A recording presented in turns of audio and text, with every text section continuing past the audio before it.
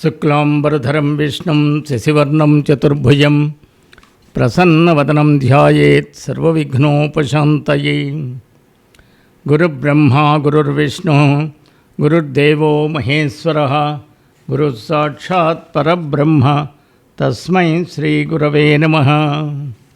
వ్యాసం వసిష్ఠనప్తారం శక్తేః పౌత్రమకల్మషం పరాశరాత్మజం వందే సుఖతాతం తపోనిధిం. నారాయణం నమస్కృత్య నరం చైవ నరోత్తమం దేవీం సరస్వతీం వ్యాసం తతో జయముదీరయేత్. శ్రీ భాగవత కథాసుధలు 195వ భాగానికి స్వాగతం సుస్వాగతం. కాలయవనుడు ఒక మహానుభావుడి యొక్క నిద్రాభంగమైంది. ఈయన విశేషంగా ఆ నిద్రిస్తున్న మహానుభావుడిని తన్నాడు. అతను లేచి క్రోధాగ్నితోటి చూస్తే ఆ క్రోధాగ్నిలో కాలయవనుడు భస్మం అయిపోయాడు. ఇది జరిగినప్పుడు అంతవరకు విన్న పరీక్షిన్ మహారాజు సుఖబ్రహ్మని ప్రశ్నలు వేశాడు. ఈయనెవరో ఈ మహాపురుషుడు, ఎందుకలా నిద్రపోతున్నాడు, ఇలా భస్మం ఎలా అయిపోయాడు, ఏమిటి కథ, ఆ వివరాలన్నీ నాకు తెలియచేయండి అని సుఖబ్రహ్మని ప్రార్థిస్తే ఆయన చెప్తున్నారు. ఇక్కడ నిద్రించిన మహానుభావుడు ఇక్ష్వాకు వంశంలో పుట్టిన మాంధాత యొక్క కుమారుడు. త్రేతాయుగంలో జరిగింది అది, రాముని కన్నా ముందర. ఆ మహానుభావుడు దేవతలు రాక్షసులు యుద్ధం చేస్తుంటే అప్పుడు తరచుగా యుద్ధాలు జరుగుతూ ఉండేవి. దేవతల తరపుని యుద్ధం చేసి వారిని రక్షిస్తూ ఉండేవాడు. ఒకసారి మహాయుద్ధం జరిగింది. ఆ యుద్ధంలో దేవతలు గెలిచారు. వారంతా ఈ ముచికుందుడు, ఆ మాంధాత కొడుకు పేరు ముచికుందుడు, ఆ ముచికుందుని సంబోధిస్తూ, నీవు మాకెంతో సహాయం చేసావు, నీకేం వరం కావాలో కోరుకోమన్నారు. కోరుకోమంటే నాకు ముక్తిని ప్రసాదించమన్నాడు. వాళ్ళు వెంటనే అన్నారు, ఈ ముక్తిని ప్రసాదించేటువంటి శక్తి మాకు లేదు, అది కేవలం శ్రీ మహావిష్ణువుకే ఉంటుంది, అది కాక వేరేదైనా వరం కోరుకోమన్నారు. అప్పుడు ఆయన ఎన్నో యుద్ధాలు చేసి అలసిపోయి నిద్ర లేకుండా అలసిపోయి ఉన్నాడు. నిద్ర అనే వరం కోరుకున్నాడు. తథాస్తు అన్నారు.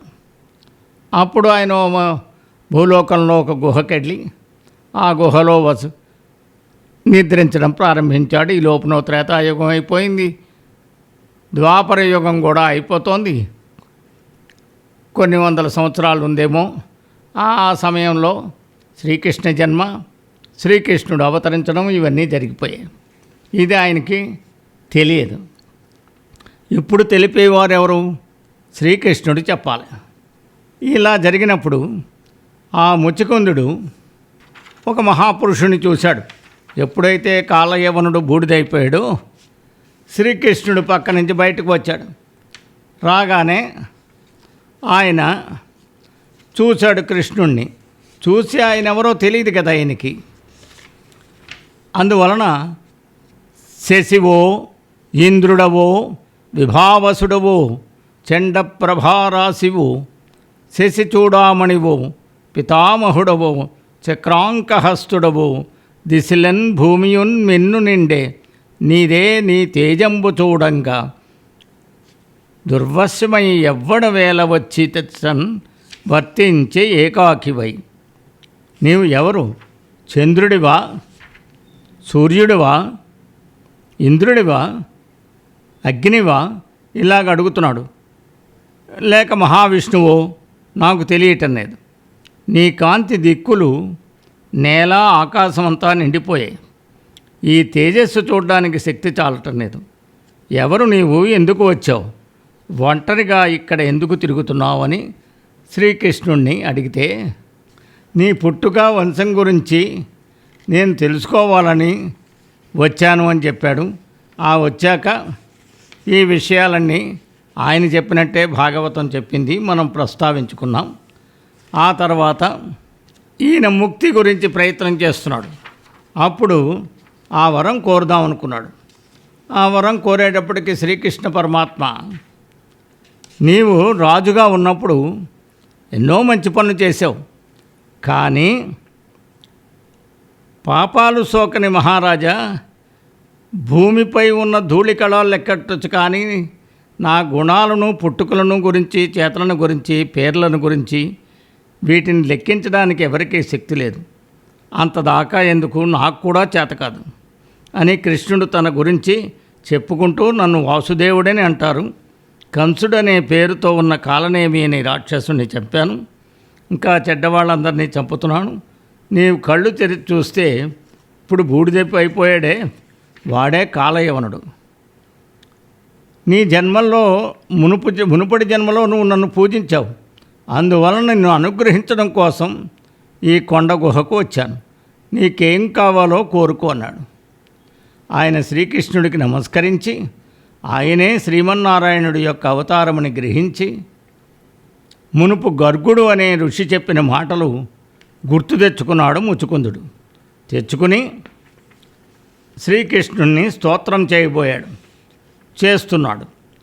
ఓ ఈశ్వర, ఈ ప్రపంచంలో స్త్రీ పురుష రూపాలతో ఉన్న జనం నీ మాయాజాలంలో తగులుకుని నిన్ను పూజించరు. ధనం ఒక రోగంలా వాళ్ళని పీడిస్తోంది. ఇల్లు, సంసారం, సుఖమనే ఆలోచనలతో కళ్ళు మసకబారతాయి. సుఖాల మాయలో పడతారు. కోరికలు వాళ్ళని మోసం చేస్తాయి. పూని అనేక జన్మంబులను పొంది తుదిం తన పుణ్యకర్మ సంతానము పేర్మి కర్మ వసుధాబ్ధి పుట్టి ప్రపూర్ణదేహుండై మానవుడై గృహేచ్ఛ పడు మందున్ తజంబు మందున్ అజంబు మందుండు అజంబు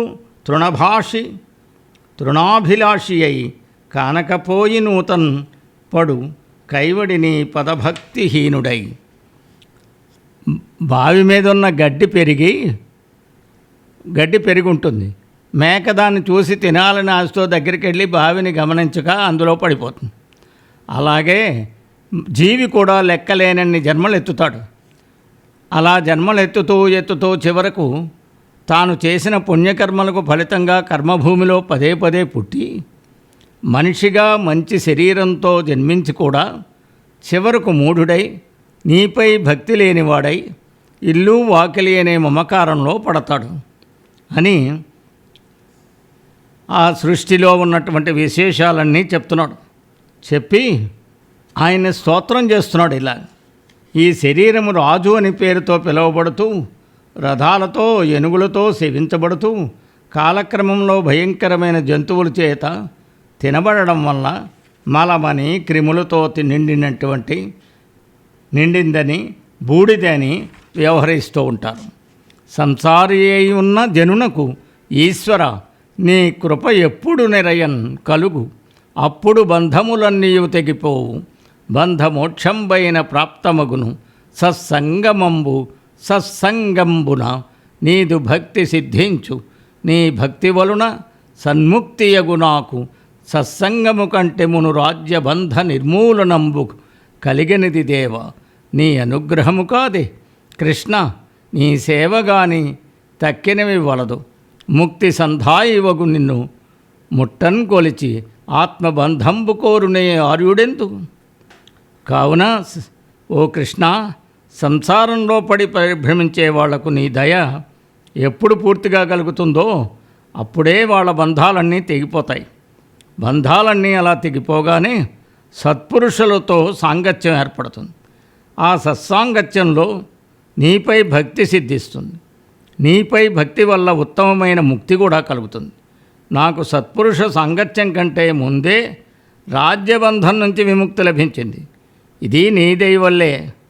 నీ సేవ తప్ప నాకు కృష్ణ వేరే ఏమీ వద్దు.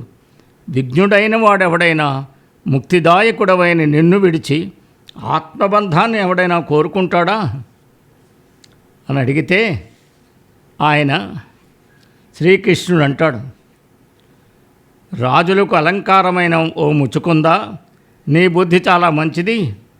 నీవు పరుల కోసం ఏ విధంగా ప్రవర్తించినా కూడా ఆశలకు కోరికలకు ప్రలోభపడలేదు. ఇది నీకు మంచిది. స్వచ్ఛమైన ప్రవర్తనతో నన్ను సేవించేవాళ్ళు ధన్యులు. సంసార మాయకు వాళ్ళు ఏ విధంగా కట్టుబడరు. నీకు అచంచలమైన భక్తి కలుగుతుంది. ఈ లోకాన్నంతా పరిపాలించు. మానడం దేనికి? మానవద్దన్నాడు. రాజా, నీవు మునుపటి కాలంలో క్షాత్రధర్మాన్ని పాటించావు. జంతువులను వేటాడావు. నీకు అదొక వేడుక. కానీ దాని కర్మఫలం ఒకటి ఉంటుంది కదా. నీవు తపస్సు చేసి ఆ కర్మఫలం నుండి విముక్తి పొందు. ఆ తర్వాత వచ్చే జన్మలో ఉత్తమ జన్మ కలిగి అన్ని జీవుల పట్ల స్నేహభావంతో ఉండి నన్ను చేరుకుంటావు. ఇంకా వెళ్ళు అని శ్రీకృష్ణుడు చెప్పాడు. ముచికుందుడు శ్రీకృష్ణుడి చుట్టూ తిరిగి ప్రదక్షిణ చేసి నమస్కారం చేశాడు. గుహ నుంచి బయటకు వచ్చాడు. చాలా కొన్ని లక్షల సంవత్సరాల తర్వాత బయటకు వచ్చాడు. బయట మనుషులు, పశువులు, చెట్లు, తీగలు మొదలైన వాటిని చూశాడు. చిన్న చిన్న దేహాలతో ఉన్నాయి.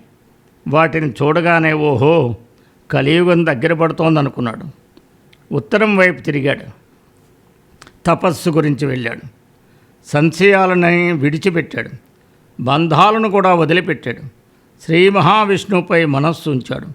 గంధమాధన పర్వతాన్ని చేరాడు. అలాగే నరనారాయణులనే మహామునుల నివాసమున్న బదరికాశ్రమానికి కూడా వెళ్ళాడు.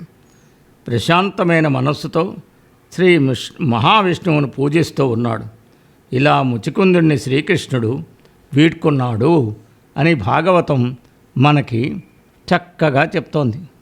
ఈ విధంగా ముచికుందుడిని అనుగ్రహించి శ్రీకృష్ణుడు ద్వారకా నగరానికి వెళ్ళాడు. రేపటి నుంచి మనం రుక్మిణీ కళ్యాణ ఘట్టాన్ని గురించి, ఆ అద్భుతమైనటువంటి ఘట్టాన్ని గురించి శ్రవణం చేద్దాం. సర్వం శ్రీకృష్ణార్పణమస్తు. స్వస్తి.